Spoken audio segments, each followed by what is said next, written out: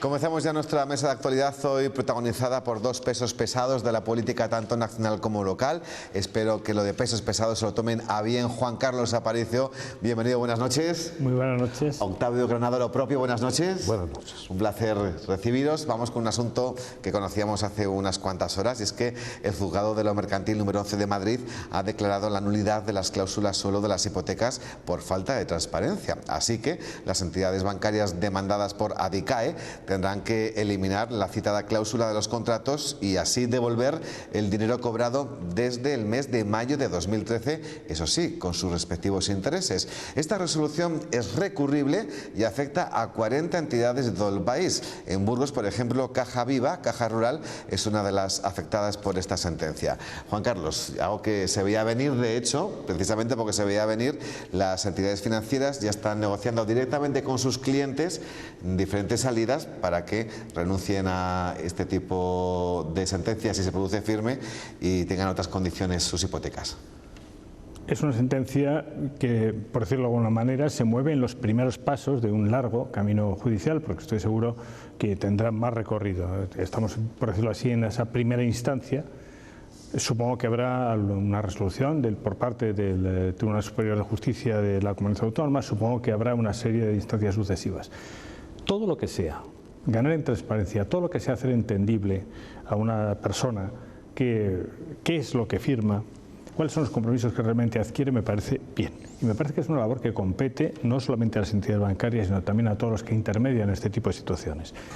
Y no lo digo porque exista una mala disposición, pero yo creo que una persona que firma una hipoteca debe recibir la ayuda real de la entidad financiera que le va a conceder el préstamo, de quien es el fedatario, quien da fe pública, esto es el notario, y también debe tener un conocimiento, hasta donde sea posible, por parte de una divulgación de las normas que va a recibir. Y ahí los medios de comunicación son importantes. Falta transparencia, ha faltado transparencia, me parece que es bastante obvio porque muchas personas firmaban sin tener conciencia, sin tener plena responsabilidad de lo que asumían.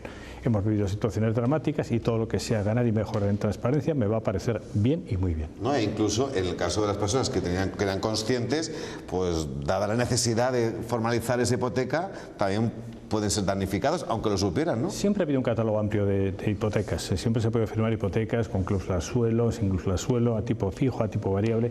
Lo importante es que una persona sepa qué es lo que está firmando, lo haga con el asesoramiento adecuado y lo haga con la ayuda de quien debe prestársela, que es tanto la entidad financiera como, insisto, los intermediarios jurídicos. Octavio.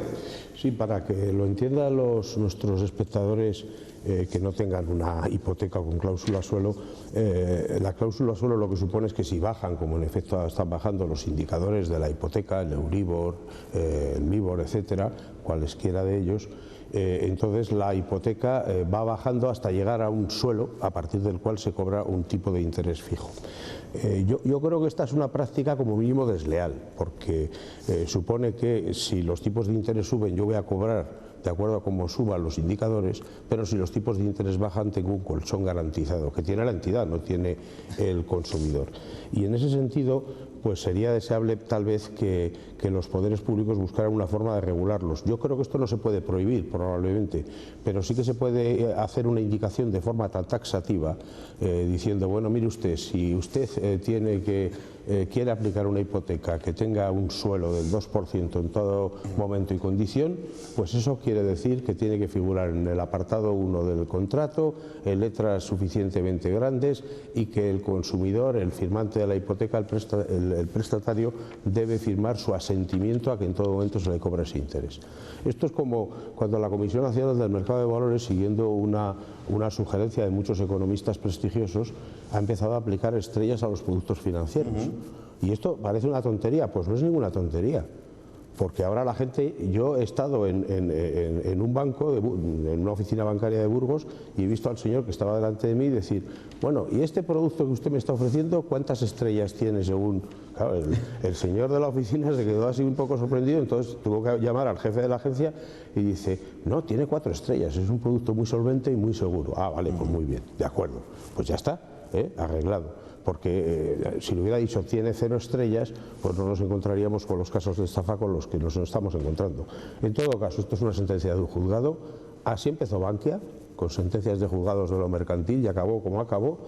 La sentencia es una sentencia que hace una interpretación de lo que se considera transparencia, que es un concepto abstracto, que por lo que es susceptible de diferentes interpretaciones, y podemos esperar que haya una jurisprudencia que la consolide o la rectifique. Pero yo creo que las entidades financieras harían bien de no dejar llegar el tema hasta sus últimas consecuencias, porque al final me temo que lo que va a decir la jurisprudencia es algo parecido a lo que ha dicho hoy la sentencia. Y no olvidemos que viene también con el aval de la sentencia del Tribunal de Estrasburgo, que por ello empezó todo. Yo, buscando el que se entiendan las cosas, creo que el término transparencia se podría traducir por que se pueda entender, que lo pueda entender cualquier ciudadano normal. Decía una definición que me parece siempre interesante recordar de la UNESCO, que analfabetismo, ¿qué es analfabetismo? Dice, pues analfabeto es aquella persona que no puede hacer valer por sí misma sus derechos básicos. Yo creo que estamos ante un ejemplo de que muchas personas no han podido hacer valer sus derechos básicos. Bien, pues vamos a hablar de algo que cuanto menos puede producir sorpresa en unos casos y cabreo en otros. Lo explico, porque ayer el telediario de Televisión Española estableció una conexión, un paralelismo entre la supuesta financiación de Podemos a través del gobierno de Venezuela con el movimiento 15M y lo que pasó en el año 2014 en Gamonal con motivo de las movilizaciones contra el Boulevard. Es decir, que ese dinero o parte de ese dinero se utilizó para financiar a los grupos antisistema que protagonizaron los actos vandálicos, según la cadena pública, que nombra al rotativo ABC como fuente de la información. Como es de esperar, las redes sociales han echado humo. Juan Carlos, ¿le das crédito a esta información? Que yo creo que la información origen de ABC está bastante bien fundamentada, por lo que hemos podido averiguar. Yo he visto documentos que tienen toda la apariencia de ser ciertos, de ser reales, de ser creíbles, en el que un gobierno extranjero, y en este caso con animadversión hacia España, pues se muestra dispuesto y financia de una manera importante. 7 millones de dólares son muchos millones de pesetas para crear un movimiento que les favorezca a ellos y que de alguna manera perjudique, como ellos creen que perjudicar a un Estado que consideran, en este caso, contrario o poco proclive a sus intereses. He visto también que eso que ahora todo se camufla bajo alguna palabra inglesa, el crowdfunding, una fórmula de financiación. Yo he vuelto a ver documentos, parecen creíbles. Personas que no llegaban a los 8.000, 10.000 euros al año hacían, sin embargo, donaciones a Podemos de 5.000 y 8.000 euros. Eso que también, la palabra ya no es inglesa, es muy española, el pitufeo, que se ha reprochado por cantidades de 500 o de 1.000 euros en algunas ciudades. Parece que eso está muy mal en unos casos y parece que es permisible en otros. Esto me está recordando muchísimo a ese árbitro del otro día en el partido del Barcelona Atlético de Madrid, claro, que alguna de las tarjetas que sacó estaba justificadísima. Lo que no estaba justificado es que ante la misma acción no hiciese lo mismo con el otro equipo. Yo creo que estamos viendo un espectáculo de personas a los que se les hinchaba la boca, hablando de ética, hablando de la moralidad, hablando de los comportamientos que no deben producirse, y no digo solo en lo financiero. O sea, si algo decían que había que erradicar de la política española era la prepotencia, la soberbia y la autosuficiencia. Bueno, pues yo creo que una de estas personas, a medida que pasan los días, se ven ante su propia contradicción. Evidentemente no estamos hablando solo de legalidad. Es muy probable que si era una fundación la que recibía ese dinero, no estuviese incumpliendo la ley de partidos políticos, porque una fundación no es un partido político. Pero si una fundación acaba generando un partido político, algo tendrá que explicar, y hasta la fecha no hemos oído una sola palabra. Octavio, ¿coincides en tu diagnóstico con Juan Carlos? No mucho. Vamos a ver. A mí me parece que está muy claro que Podemos ha financiado de Venezuela. Y se ha financiado de Venezuela desde hace mucho tiempo, de maneras además absolutamente inadecuadas, irregulares, ilegales o desde luego ilegítimas. Porque que un gobierno extranjero quiera intervenir en la política de un país teóricamente amigo, nosotros con Venezuela tenemos convenios internacionales y tenemos muchas relaciones. Estoy pensando en las decenas de miles de pensionistas españoles que cobran una pensión venezolana y viceversa. Entonces, esto es así.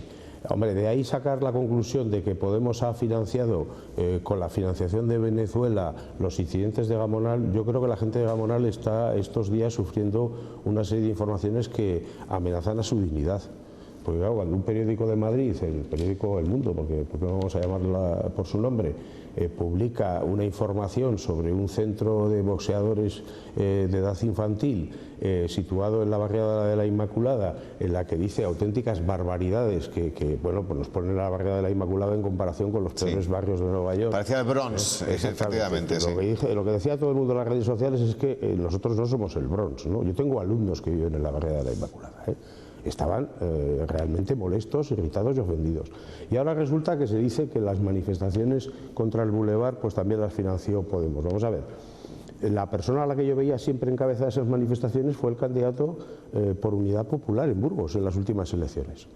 Y la gente que veía en la segunda fila de las manifestaciones haciendo las labores de intendencia eran una gente muy activa de un colectivo que es de naturaleza exactamente anarquista y que les conozco muy bien porque son los mismos que cuando yo estaba en el gobierno con el presidente Rodríguez Zapatero se metían conmigo. Entonces, como les conozco muy bien, sé perfectamente que su vinculación con Podemos es inexistente. Entonces, vamos a ver, la gente de Gamonal está enfadada por algo, ese algo se corrigió, antes se enfadaron con otro intento en Eladio Perlado por el mismo motivo, tendrían razón, no tendrían razón, pero evidentemente lo que no eran tontos útiles ni de Podemos ni de Chávez. Eran personas que sabían lo que hacían, que podían hacerlo mejor o peor, que podían actuar con mayor o menor consciencia, pero a mí me cuesta mucho creer que esto sea así. Si me permites, antes que algún medio de comunicación utilizase este concepto del efecto Gamonal, quien lo estuvo utilizando a boca llena y con profusión fueron precisamente estos mismos señores que ahora vemos que tienen problemas. Yo tengo un artículo escrito para una publicación de sociología de una universidad madrileña en la que hablaba de los incidentes de Gamonal desde el punto de vista del estudio de los movimientos sociales. Pero yo no tengo un medidor de los enfados, es decir que aunque uno es químico y está acostumbrado a medir y analizar muchas cosas, no hay un medidor de enfados. Yo veo la respuesta ciudadana posterior en los procesos electorales. Y ciertamente quienes no han ganado las elecciones en Gamonal son los que se atribuían no solamente la representación, sino que dibujaban un panorama que efectivamente no tiene nada que ver con la realidad. Entonces entiendo que se ofendan mucho, pero que sepan también que han sido este tipo de personajes a los que citaba Octavio Granados los que han estado creando una muy falsa y mala imagen de Gamonal, que no beneficia absolutamente. Yo no sé si es mala o buena, yo tengo primas en Montreal. Y mis primas me llamaban preocupadas porque decían que están quemando los contenedores. Y bueno, están quemando los contenedores, pero no están quemando las personas. Y en segundo lugar, a mí me gustaría hacer una precisión sobre los temas de financiación, porque yo creo que todos los partidos políticos en España con los temas de financiación son opacos, no son transparentes. Antes hablábamos de la transparencia de las cláusulas financieras. Cuando nació Alianza Popular, pues Vox recibía financiación del Partido Conservador inglés y el Partido Socialista Obrero Español recibió financiación del Partido Socialdemócrata alemán porque eran ilegales los partidos políticos en España en aquellos momentos y la democracia cristiana. Y en aquel momento aquello parecía natural porque además era la única manera de echar a andar la democracia en nuestro país. Y ahora la gente se ha hecho muy aséptica y muy crítica con que recibas dinero y sobre todo si es dinero de fuera de dictadores como el señor Ahmadinejad en Irán o como 40 años después puedo coincidir plenamente con Octavio Granados que había una prioridad, que había una emergencia, que había una necesidad que era echar a andar un proceso democrático en España. Sí. Y creo que todos debimos ser tolerantes, permisivos y entender que ese era el bien necesario. Pero 40 años después, que la principal fuente de financiación de algunas personas que dicen defender los derechos humanos sean países en los que directamente se ejecutan a los homosexuales, se desprecian las mujeres y desde luego se laminan los derechos de las clases medias, y estoy hablando de Irán y estoy hablando de Venezuela, me parece que imposible de justificar. Y me gustaría que esas personas que parecen haber adquirido una cátedra de ética en la Facultad de Políticas de Madrid diesen alguna explicación consistente y no se limitasen a berrear diciendo que esto es legal. Hasta aquí con este asunto porque tenemos que seguir avanzando. Hoy se ha producido un encuentro en lo político muy esperado porque podía ser el inicio de un gran pacto que haga que por fin España tenga gobierno. Hablamos de lo que ha ocurrido detrás de esas puertas donde han estado Podemos, Ciudadanos y Partido Socialista. 2 minutos a la vuelta.